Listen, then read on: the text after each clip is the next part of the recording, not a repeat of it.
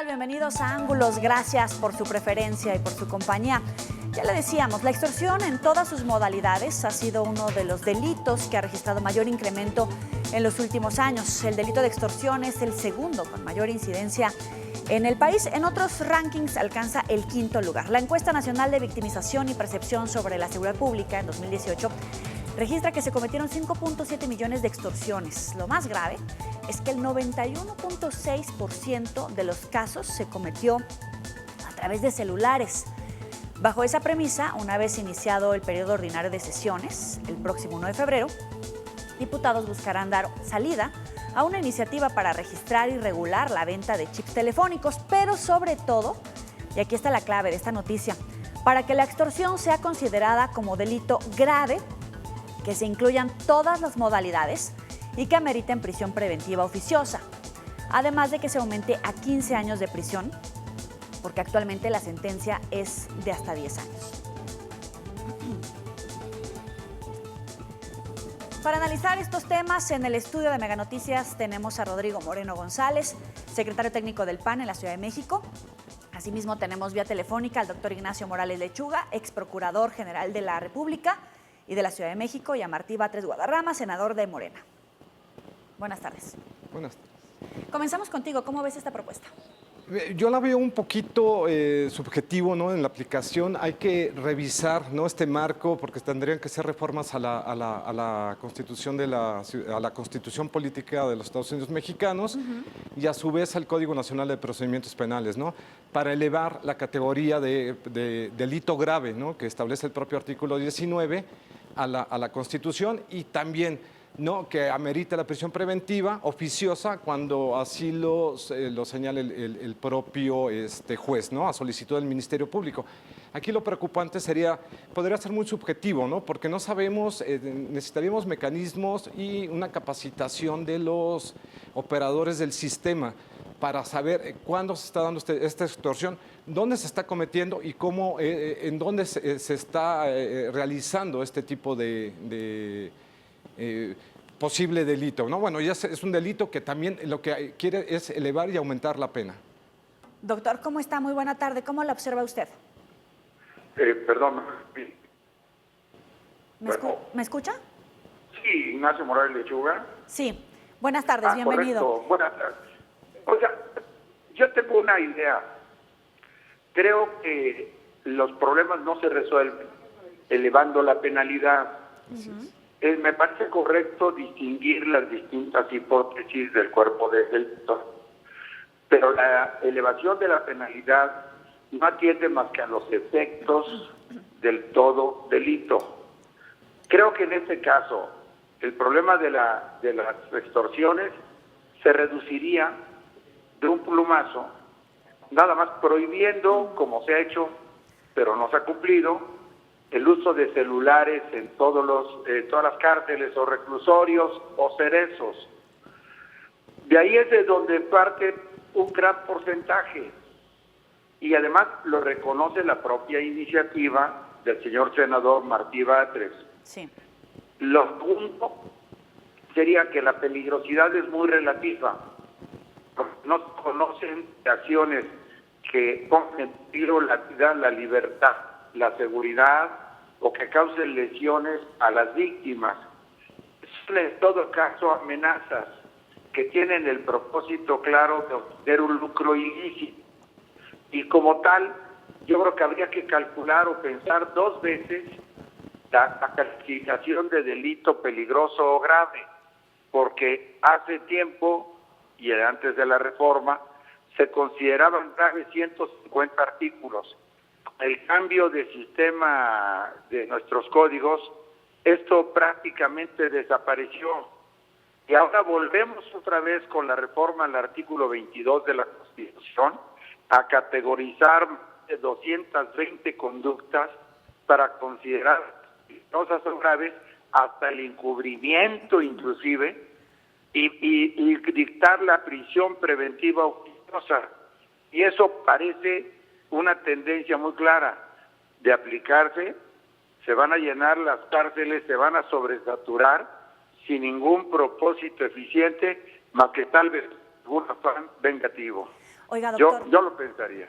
Doctor, fíjese que leyendo la propuesta de Martí Batres, él sí hace referencia a que la mayoría de estas extorsiones se hacen a través de teléfonos, justamente como usted decía, en penales. ¿Por qué no ha funcionado todo este entramado legal, todas estas prohibiciones para ingresar los celulares a los reclusorios? No sé si es un tema de corrupción, de falta de voluntad, o qué es lo que sucede que no da resultados.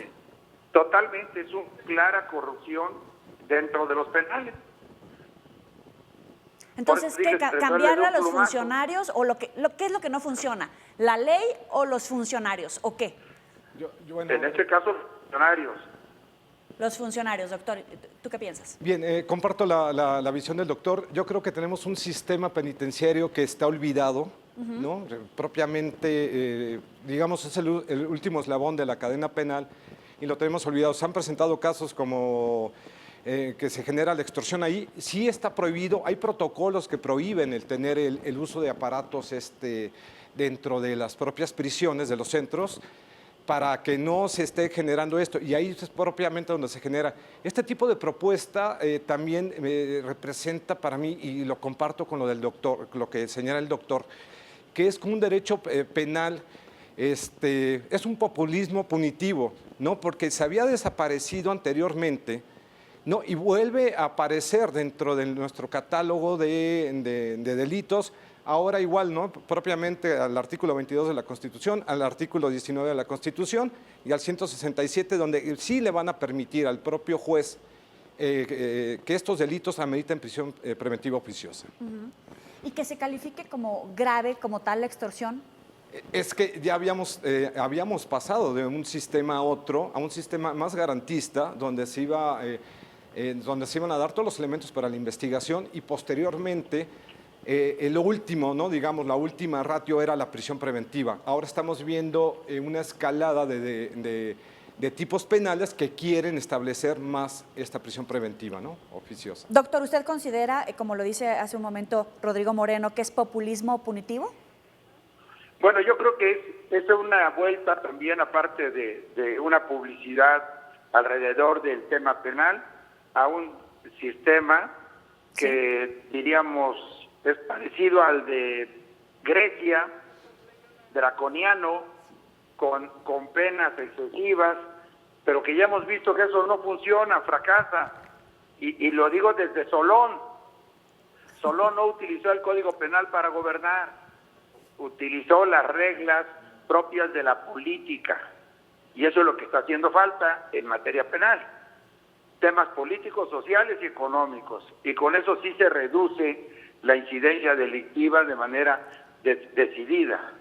En unos momentos más vamos a incorporar a Martí Batres a este debate, pero desde la exposición de su proyecto de iniciativa para hacer estas reformas, que va a presentar ya el próximo fin de semana, ellos plantean que es necesario que se tipifique como un delito grave, porque cuando se procesa a alguien que ha cometido una extorsión, salen rápidamente de la cárcel. Entonces se denuncia poco, se concretan pocas sentencias en contra de quien comete la extorsión, pero además lo pueden hacer en libertad. ¿Cómo observa esta postura, doctor?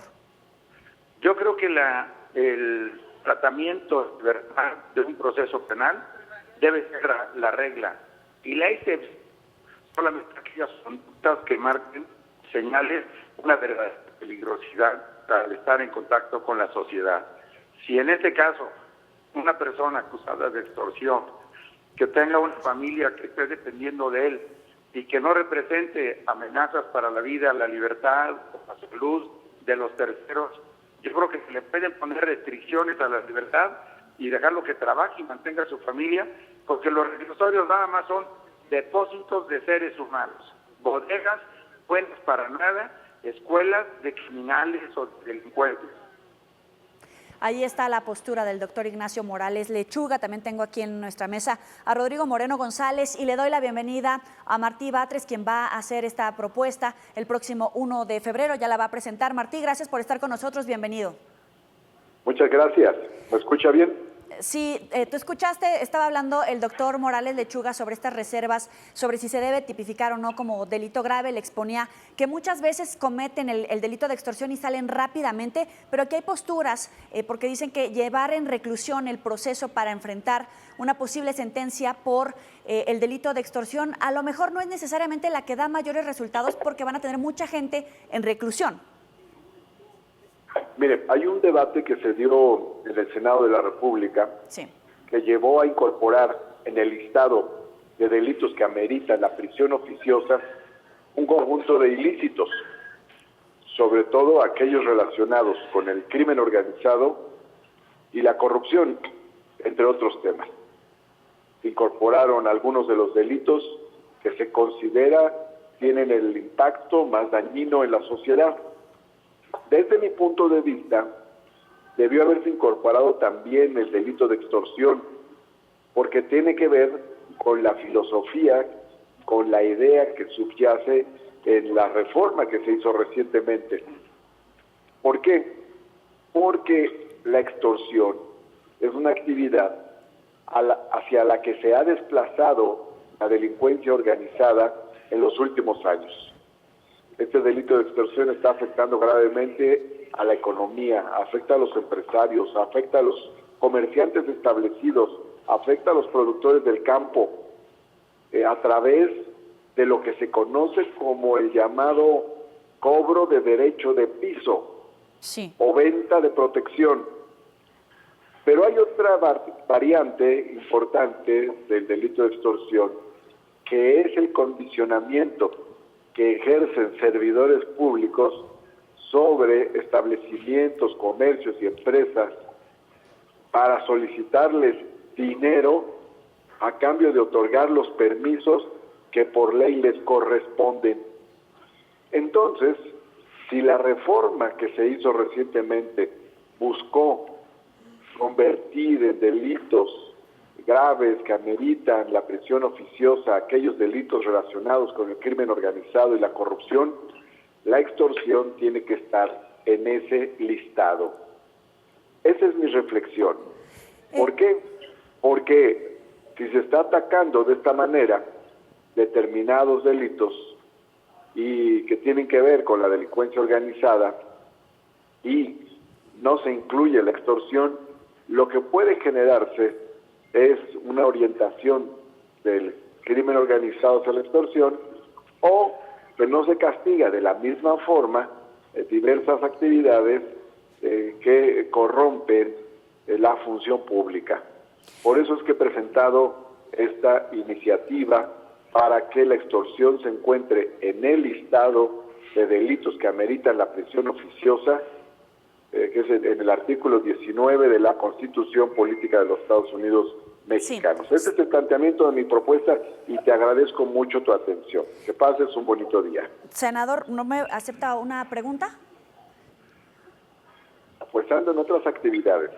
Rápidamente, ¿cómo hacer que esta ley funcione? Porque sabemos que la mayoría de las llamadas que se hacen de extorsión, para intentar extorsión, es desde dentro de un penal, desde los reclusorios. ¿Cómo hacer que esta sí funcione?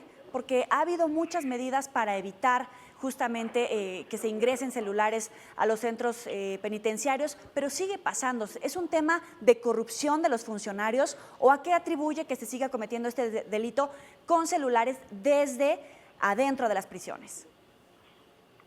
Pero esta es una de las variantes ¿Sí? de la realización del delito de extorsión. No hay que dejar de ver que hay otras manifestaciones del delito de extorsión que cobran una fuerte gravedad. Uh-huh. Aquí estamos hablando, cuando te refieres a estas llamadas, a secuestros virtuales, inexistentes, que se tornan en una extorsión telefónica. Pero no entran en este supuesto aquellos casos donde se presenta físicamente una persona a un establecimiento y amenaza con destruir el establecimiento o con hacerle daño a sus dueños, con afectar su integridad física o su vida, si no entregan un pago de manera regular a la persona que se está presentando a una organización del crimen Entonces, ese no se hace telefónicamente, ni se hace desde los teléfonos del reclusorio. Tampoco se hace telefónicamente, y menos aún desde los teléfonos del reclusorio, de la cárcel, aquella extorsión que realizan los funcionarios en su propio escritorio, cuando condicionan la entrega de un permiso, de una concesión, de una licencia a un comercio establecido, a una empresa o a un particular que tiene derecho de acceder a dichos permisos. Por lo tanto, te refieres tú a una variante, Sí. a una expresión del delito de extorsión que debe atacarse sobre todo con políticas públicas, más que con medidas legislativas. El Sí. espacio nuestro es el espacio propiamente legislativo. En el caso de la extorsión que se realiza telefónicamente desde los reclusorios, tiene que haber medidas que tome el gobierno de la ciudad. Precisamente por la mañana escuché a la jefa de gobierno, Claudia Sheinbaum, anunciar un conjunto de medidas precisamente para este tipo particular de extorsión. Qué bueno que el gobierno de la ciudad está tomando cartas en el asunto, pero eso se tiene que atacar más con operación, más con política pública, más con la acción directa del gobierno que con algún tipo de medida legislativa. Senador, en cualquier caso, ¿no es populismo punitivo como han calificado algunos esta iniciativa que usted va a presentar? No te entendí, ¿no es que? ¿Populismo punitivo? No, hay una reforma que se ha hecho. Es más, no solo una, ya desde antes. Ya había delitos incluidos en el listado del artículo 19 que ameritan prisión oficiosa. Ahora, recientemente, ya en esta legislatura, más o menos hace un año, se hizo una nueva reforma para incluir otros delitos en el listado de aquellos que ameritan la prisión oficiosa. Esto tendrá que evaluarse en 5 años. Hay transitorios de esta reforma constitucional que señalan que 5 años después tendrá que evaluarse si tuvo el efecto deseado haberles impuesto la prisión oficiosa a estos delitos. Sí. Yo lo que digo es que en ese listado falta el delito de extorsión, que sería coherente con la idea que motivó incluir ese tipo de delitos en el artículo 19. Para concluir, nada más, artículos que afectan, que tienen un alto impacto en la vida cotidiana de la sociedad, delitos de crimen organizado, delitos de corrupción. La extorsión entra en cualquiera de esas características. Ya, y por último, ¿cómo combatir la probable sobrepoblación de las cárceles si se llega a avanzar con esta iniciativa? No te entendí, ¿me repites la pregunta? Claro, ¿cómo evitar una sobrepoblación carcelaria si es que llega a avanzar esta iniciativa? El problema ahorita no es la sobrepoblación carcelaria. De hecho, con la reforma penal que se dio hace algunos años, en la parte final del sexenio pasado, lo que tuvimos fue una salida masiva de muchas personas que se encontraban en la cárcel. Por ejemplo, aquí en la Ciudad de México pasamos de más o menos 41,000 presos, más de 40,000 presos, a poco menos de 25,000 presos, es decir, salieron más de 15,000 internos de las cárceles de la Ciudad de México. Entonces, no veo yo que por la aplicación de estas medidas tuviéramos en lo inmediato el efecto de una sobrepoblación en los reclusorios. Le agradezco muchísimo el tiempo para Ángulos. Martí Batres, senador por Morena, que va a presentar esta iniciativa. Muy buena tarde. Muchas gracias para TVC. Gracias, gracias. Gracias, un abrazo fuerte. Hasta luego. Pronto. Ya te contestó, sin querer. Sí, muy Dice bien. que no es populismo punitivo, ¿no? No, yo creo que debemos de revisar las causas e ir más allá de la realidad, ¿no? Que está determinada por el discurso legal o político. ¿No? Tenemos que ver causas, tenemos que ver las formas que va a ser su enjuiciamiento o el tipo de pena, ¿no? No con elevar la pena va a disminuir el delito, ¿no? Entonces tenemos que tenemos que revisar de fondo, ¿no? Apoyarnos de otras ciencias para saber qué es lo que se determina, ¿no? De la extorsión, por qué se está generando esta extorsión, ¿no? Se crea como una responsabilidad, yo siento que se está creando una responsabilidad para el propio ciudadano, ¿no? Y ya ni siquiera es para la persona que va a extorsionar, cualquiera que pueda llegar a emitir algún comentario puede decir que es extorsión y puede ser muy subjetivo, ¿no? Y puede violar un principio de legalidad, ¿no? En materia penal se le llama taxatividad, ¿no? Entonces, también donde obliga al propio legislador a crear normas concretas y en materia penal. Doctor Morales. Sí, Ya a la orden. ya escuchó a Martí Batres, también acaba de fijar su postura Rodrigo Moreno. ¿Qué opina?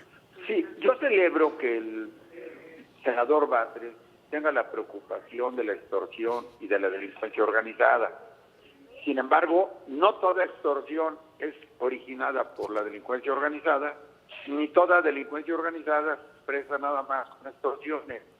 Yo creo que si existe el delito de delincuencia organizada, que además está penalizado de manera elevada y consiste nada más en la pertenencia de 2 o de 3 o más a una organización delictiva, o bien la comisión de un montón de ilícitos también por más de 3 que se pueda equiparar a delincuencia organizada. Bueno, yo creo que en ese punto nadie va a estar en desacuerdo en que se evite el cobro de piso y todo lo demás, por supuesto. Pero de ahí a que todas las conductas extorsivas acaben en delincuencia organizada, hay un tres. A eso me refiero. El anteproyecto o la iniciativa que voy a presentar hay que revisarla cuidadosamente, porque nada más para ponerle un ejemplo, el delito de corrupción todavía no existe tipificado penalmente. Son conductas que la población identifica como corrupción, que está inclusive en la Constitución, pero que no aparece todavía en los códigos penales como la descripción de una conducta concreta. Entonces, estamos desfasados en esa tarea legislativa por el deseo de apurar, de hacer las cosas rápidamente.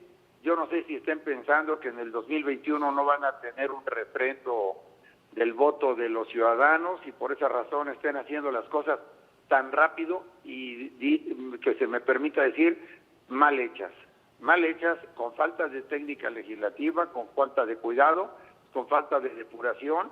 Y cuando se habla de una ley, se está hablando de las conductas de muchos ciudadanos.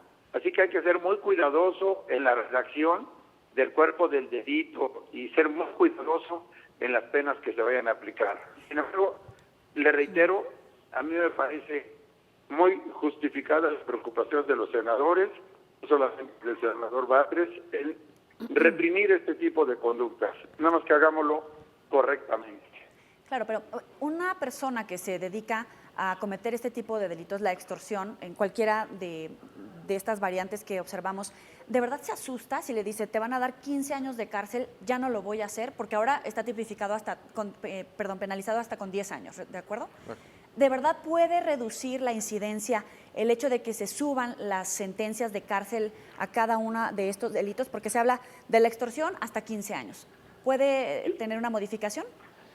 Yo hasta ahora no he visto que el aumento de penas inhiba los delitos. Por eso le cité el caso de Solón, porque Solón redujo todas las penalidades en Atenas y las conductas delictivas bajaron. Antes, Dracón, la vagancia o el robo de frutos lo castigaba con pena de muerte.